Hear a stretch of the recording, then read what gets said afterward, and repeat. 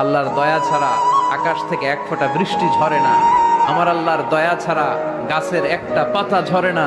আমার আল্লাহর দয়া ছাড়া এক ফোঁটা শ্বাস নিঃশ্বাস কেউ নেয়ার ক্ষমতা রাখে। এজন্য আল্লাহ বললেন, আমি দয়ালু, আমি দয়ার সাগর, আমি মায়ার সাগর, আমার চাইতে বেশি দয়ালু কেউ হতে পারে না।